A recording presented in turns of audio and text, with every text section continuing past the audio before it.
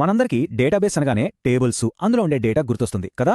కానీ ఆ డేటానంతా ఒక పద్ధతిలో పెట్టే అసలు స్ట్రక్చర్ గురించి ఎప్పుడైనా ఆలోచించారా? అంటే ఆ ఫ్రేమ్వర్క్ గురించనమాట. ఈరోజు మనం సరిగ్గా దాని గురించే మాట్లాడుకోబోతున్నాం.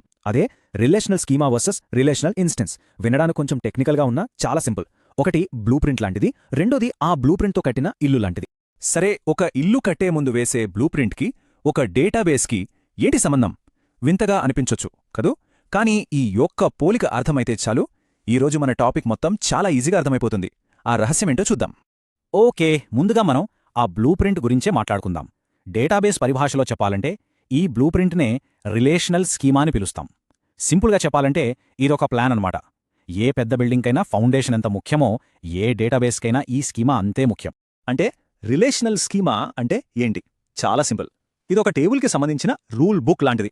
ఆ టేబుల్ పేరేంటి? దానిలో ఏ ఏ కాలమ్స్ ఉండాలి? ఫర్ ఎగ్జాంపుల్, ఒక కాలంలో నంబర్స్ మాత్రమే పెట్టాలా, లేక పేర్లు రాయొచ్చా? ఇలాంటి రూల్స్ అన్నీ ఈ స్కీమాలోనే ఉంటాయి. ఇక్కడ మనం గుర్తుంచుకోవాల్సిన ఒకే ఒక ముఖ్యమైన విషయం ఏంటంటే, స్కీమా అంటే కేవలం స్ట్రక్చర్ మాత్రమే. అంటే ఖాళీగా ఉన్న ఒక ఫార్మ్ లాంటిది. అందులో ఇంకా ఎలాంటి డేటా ఉండదు. సరే, మరి ఈ స్కీమా లక్షణాలు ఎలా ఉంటాయో చూద్దాం.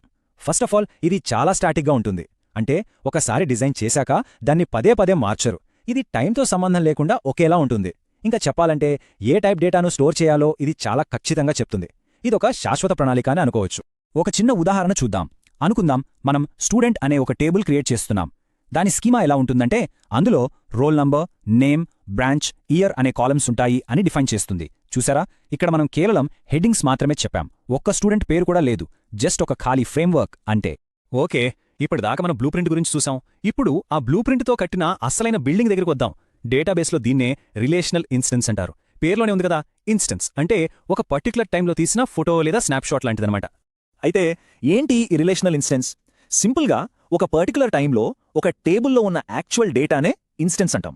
ఇందాక మనం చూసిన ఆ ఖాళీ స్టూడెంట్ టేబుల్ ఫ్రేమ్వర్క్ ఉంది కదా, అందులో మన స్టూడెంట్స్ వివరాలు నింపామనుకోండి, అప్పుడు తయారయ్యేదే ఇన్స్టెన్స్. ఇప్పుడు చూడండి, ఇది స్టూడెంట్ టేబుల్ యొక్క ఒక ఇన్స్టెన్స్. అనుకుందాం, ఇది T1 అనే టైంలో ఉన్న డేటా. ఇక్కడ రవి, సీత, అమన్ ఇలా స్టూడెంట్స్ అసలు వివరాలున్నాయి.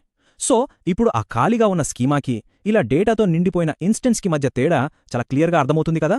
స్కీమా ఒకసారి సెట్ చేశాక అలానే ఉంటుంది, కానీ ఇన్స్టెన్స్ అలా కాదు.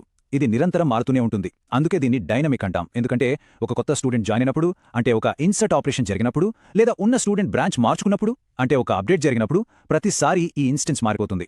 సో ఇది డేటాబేస్ యొక్క లైవ్ స్టేటస్ని చూపిస్తుందన్నమాట. రైట్, ఇప్పటిదాకా మనం స్కీమా, ఇన్స్టెన్స్ గురించి విడివిడిగా తెలుసుకున్నాం. ఇప్పుడు రండి, ఈ రెండింటినీ పక్కపక్కన పెట్టి పోల్చి చూద్దాం. అప్పుడు మనకు ఇంకా క్లియర్గా అర్థమవుతుంది. Blueprint versus snapshot. సరే, మరి ఈ రెండింటి మధ్య ఉన్న కీ డిఫరెన్సెస్ ఏంటో ఒకసారి సైడ్ బై సైడ్ చూసేద్దామా? ఈ టేబుల్ చూస్తే మనకు చాలా క్లియర్గా అర్థమవుతుంది. చూడండి, మీనింగ్ పరంగా చూస్తే స్కీమా అంటే టేబుల్ యొక్క స్ట్రక్చర్, అదే ఇన్స్టెన్స్ అంటే టేబుల్లోని యాక్చువల్ డేటా. ఇక నేచర్, స్కీమా ఎప్పుడూ స్టాటిక్ అంటే స్థిరంగా ఉంటుంది, కానీ ఇన్స్టెన్స్ ఎప్పుడూ డైనమిక్ అంటే మారుతూ ఉంటుంది. దీనివల్ల ఏమవుతుందంటే స్కీమా టైం మీద డిపెండ్ అవ్వదు, కానీ ఇన్స్టెన్స్ అవును, ఇది ప్రతి క్షణం మారుతుంది కాబట్టి టైం మీద డిపెండ్ అవుతుంది. ఫైనల్గా స్కీమాలో ఏముంటాయి? అట్రిబ్యూట్స్ అంటే కాలమ్స్. మరి ఇన్స్టెన్స్లో ఆ కాలమ్స్ని ఫిల్ చేసే అసలైన రోస్ లేదా టపుల్స్ ఉంటాయి. ఈ కాన్సెప్ట్ని ఇంకా ఈజీగా గుర్తుపెట్టుకోవడానికి మరో మంచి అనాలజీ ఉంది. మన ఎగ్జామ్ ఆన్సర్ షీట్ ఉంటుంది కదా, దాని ఫార్మాట్ అంటే క్వశ్చన్ నంబర్, మార్జిన్స్ ఇదంతా స్కీమా లాంటిది. అది అందరికీ ఒకేలా ఉంటుంది. కానీ ఒక స్టూడెంట్ ఆ షీట్లో రాసే ఆన్సర్స్ ఉన్నాయి చూసారా, అవి ఇన్స్టెన్స్. ఫార్మాట్ మారదు, కానీ ఆన్సర్స్ ప్రతి స్టూడెంట్కి వేరే ఉంటాయి కదా. సేమ్ ఇక్కడ కూడా అంతే.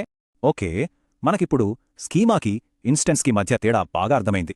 కానీ అసలు ప్రశ్న ఏంటంటే, ఈ రెండింటినీ ఇలా వేరుగా చూడటం ఎందుకంత ముఖ్యం? Why does this matter? దీనివల్ల అసలు ఉపయోగమేంటి?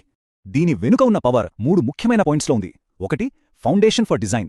ఒక స్ట్రాంగ్ స్టేబుల్ స్కీమా ఉంటేనే డేటాబేస్ డిజైన్ పర్ఫెక్ట్గా ఉంటుంది. 2, ఎనేబుల్స్ డేటా ఇండిపెండెన్స్. ఇది చాలా ఇంపార్టెంట్. దీనివల్ల ఏమవుతుందంటే, మనం డేటాబేస్ని యాక్సెస్ చేసే అప్లికేషన్ని మార్చినా సరే బ్యాకెండ్లో ఉన్న డేటా స్ట్రక్చర్ని మార్చాల్సిన అవసరం రాదు. ఇక 3, అలౌస్ ఈజీ మెయింటెనెన్స్. మనం రోజు డేటాని మారుస్తూ ఉంటాం, అంటే ఇన్స్టెన్స్ని మారుస్తాం, కానీ దానివల్ల అసలు స్ట్రక్చర్కి అంటే స్కీమాకి ఎలాంటి ప్రాబ్లం రాదు. మెయింటెనెన్స్ చాలా ఈజీ అవుతుంది. సో ఫైనల్గా మనం ఏం చెప్పొచ్చు అంటే, స్కీమా అనేది ఫ్రేమ్వర్క్ని ఇస్తుంది. ఇన్స్టెన్స్ అనేది ఆ ఫ్రేమ్వర్క్కి ఒక మీనింగ్ని, ఒక అర్థాన్ని ఇస్తుంది. ఒకటి లేకుండా ఇంకొక దానికి విలువ లేదు. రెండూ కలిస్తేనే ఒక కంప్లీట్ డేటాబేస్. ఓకే, ఈ రోజుకి మన చర్చను ముగించే ముందు మీకోసం ఒక చిన్న ప్రశ్న. కేవలం డేటాబేస్ల ప్రపంచంలోనే కాదు, మన నిజ జీవితంలో కూడా ఈ బ్లూ ప్రింట్కి అంటే మన ప్లాన్కి, ఇంకా రియాలిటీకి అంటే వాస్తవానికి మధ్య ఇలాంటి స్పష్టమైన విభజన ఉండటం అనేది ఇంకా ఎక్కడెక్కడ మన సక్సెస్కి కీలకమవుతుంది.